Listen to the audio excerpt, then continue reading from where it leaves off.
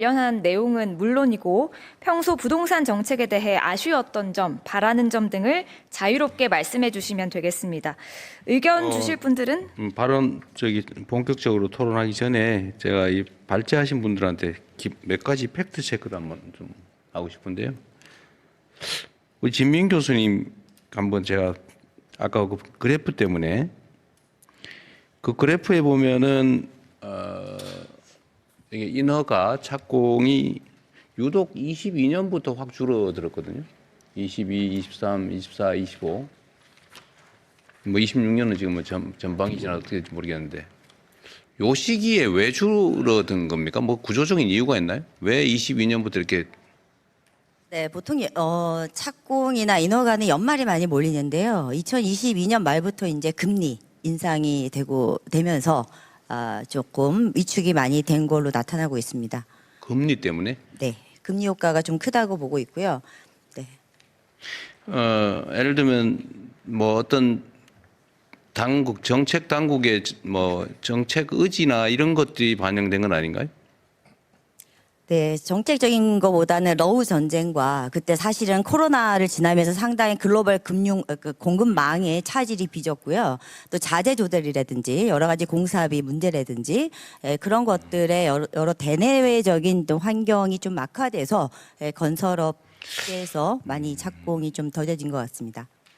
신청 자체가 줄어들었다. 인허가 착공도 허가받고 착공을 안 하더라. 업계의 객관적 상황 때문이다 그 말이군요. 만약 그런 기준이라면 현재는 어떻습니까? 현재도 그 맥락이 계속 유지가 되고 있는 것 같은데요. 특히나 이제 사실은 대기업과 같은 경우는 이제 민간 재건축 수주로 굉장히 사실은 아주 시장이 그래도 잘 굴러가지만 비주택이라든지 그동안의 중소 주택 건설 사업자분들이 사실은 전체 건설업의 90% 이상을 차지하고 있습니다. 근데 이분들이 사실 참여하는 이 시장이 상당히 많이 좀 가라앉았다고. 근데 지금도 이제 금리가 다시 상승기로 접어들었고 전에는 어쨌든 하락을 계속 뭐 정책적으로 노력했다고 그럴까? 뭐 그런 쪽이었는데 이제는 객관적인 경제 상황에 맞춰서 금리는 오르는 방향으로 턴했고 내 보기에 국제적인 물가나 이런 상황도 그리 뭐 자재 조달이나 이런 것도 쉽지 않고 또 PF 상황도 그렇게 확실히 개선된 것도 아닌데 그럼 인허가가 계속 이런 경향이 유지될 가능성이 많다는 거겠죠? 그러면? 네, 상당히 우려되는 예측상으로는. 네, 알겠습니다. 그 김영도 연구원님한테 한번 또 확인 좀 하겠습니다. 일단은 아까 거시건전성 관리 부담금 이런 게 이제 새로 구상할 만하다. 다만 논쟁이 많을 거다 이런 말씀이신 것 같습니다.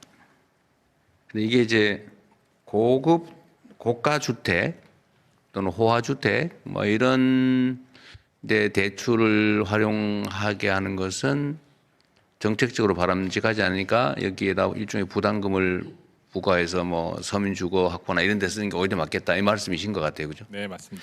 그런데 지금 여기서 만약에 고가주택 대출, 담보대출에 어떤 부담을 가한다면 이제 그 대상을 정할 때 지금은 고가주택을 매입할 때 매입 자금, 주택 구입 자금 대출은 거의 안 된다고 봐야 되잖아요. 네, 맞습니다. 그러면 좀 제가 이해가 좀 부족해서 그런데 그렇게 이제 담보 없이 부동산을 내가 취득한 다음에 그 다음에는 예를 들면 주택 구입 자금이 아니고 일반 용도의 대출 때 담보로 제공하는 건 제한이 없는 겁니까? 현재로서는 주택과 관련해서는 총량 규제에 의해서 6억, 4억, 2억 형태로 이제 올라갈수록 좀 줄어드는 형태로 알고 있는데 일반 목적일 때는 아마 목적을 확인하는 것으로 제가 예를 들면 이제 사업 자금, 운영 자금 대출을 받을 때 금융기관들이 담보로 받을 때는 그 제한이 없다. 과거에서는 그거를 확인하지 않았으나 최근에는 그 자금이 부동산 쪽으로 가는지를 아마 모니터링하고 있는 것으로 제가 파악. 아니, 그러니까 내 말은 그건 이제 기만을 했을 경우에 이제 사후 대책이고 주택 구입 자금이 아니고 내가 저 회사 운영 자금으로 또 10억, 20억이 또는 50억, 100억이 필요하다. 근데 담보로 뭐 공장 부지, 건물, 뭐 특허권 더하기 내 개인적으로 가지고 있는 집 뭐 100억짜리 뭐 이런 것도 하겠다 할 때 담보로 잡아준다 그 말입니까? 네. 공장 부지라든지 그런 사업성 목적에 의해서는 담보로 잡아주는 것으로 알고 있는데 아니 그건 당연하고 내 말은 그 일반 대출의 그 고가주택 그러니까 취득자금 담보로는 허용되지 않는 주택이 일반 대출의 담보로 사용되냐 그 말입니다. 다른 목적으로 사용할 때는 1억까지만. 아 참. 다른 목적 얘기 아니고 물론 그걸 전제로 하는지 모르겠는데 그거는 안 된다는 뜻입니까? 된다는 뜻입니까? 되기는 되는데 제한적으로 됩니다. 규모에 제한이 있습니다. 고급 주택을 담보로 제공하는데 일반 담보로 제공하는데 제한이 있다는 거예요? 네. 어떤 제한이 있습니까? 규모에 제한이 있습니다. 규모의 제한이 뭐죠? 1억까지만.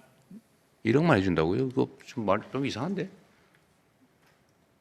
담보로 1억밖에 안 쳐준다 그 말입니까? 일반 담보를 하는데? 빌릴 아닐 수 것 있는 같은데. 양이 제한이 되어 있습니다. 네? 빌릴 수 있는 양이 제한되어 있습니다.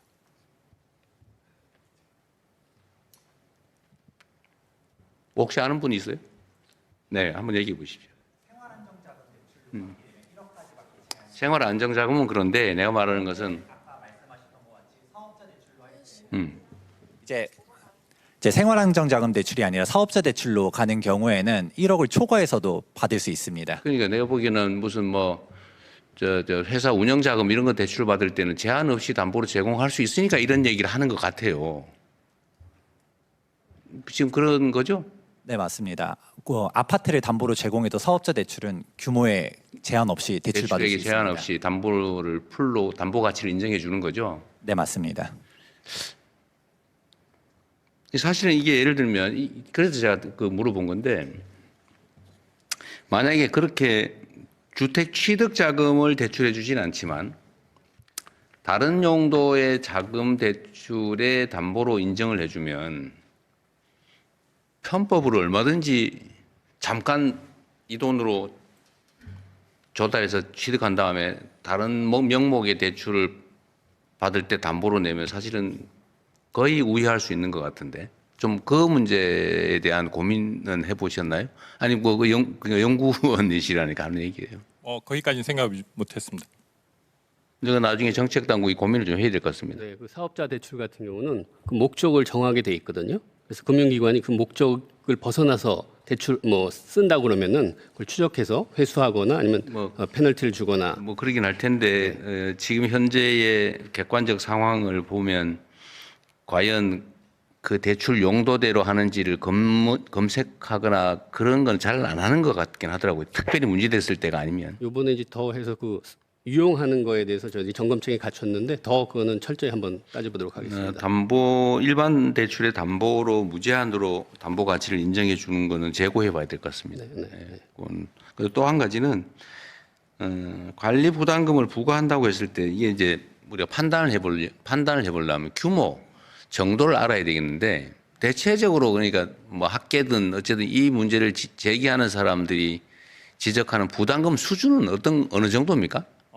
없습니다. 아직까지. 왜냐하면 이 아이디어가 사실은 최근에 제가 제기한 이슈이기 때문에 학계에서 논의되거나 그런 적은 없습니다. 본인이 만들었던 이 아이디어면 뭐 예를 들면 대출 원금의 몇 퍼센트 아니면 이자의 몇 퍼센트 가산 뭐 이런 구상을 해봤을 텐데 어떻습니까?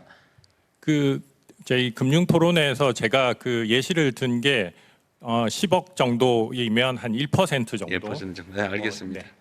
근데 이게 꽤 저항이 많을 거다. 새로운 제도라서 그런 말씀이신 것 같네요. 네. 알겠습니다. 그냥 일반 토론을 진행하시죠. 네, 참석자 여러분의 의견 들어보겠습니다. 말씀 주실 때는 성함과 함께 소속 그리고 간단한 자기소개를 해주시면 감사하겠습니다. 여기 계신 보다 많은 분들의 의견을 듣기 위해서 발언은 최대한 간결하게 핵심만 요약해서 정리해서 부탁드리겠습니다. 의견 주실 분들은 앉으신 자리에서 손을 들어주시면 되겠습니다. 그리고 안기령 대변인님, 이거 진행하실 때 혹시 구분이 가능한지 모르겠는데 가급적이면 일단 전문가나 특정한 영역을 대표하시는 분들이 계시면 그분들 먼저 좀 해보면 좋을 것 같아요. 일단 저희가 그 구분하지 않고 다 들어오셔서 자유롭게 앉으셨는데 적절히 잘 하십시오. 그래서. 네, 일단 의견을 몇 분 들은 다음에 뭐 전문가 분들, 학계에서 오신 분들 제가 이렇게 손 들어달라고 말씀드리겠습니다. 제일 먼저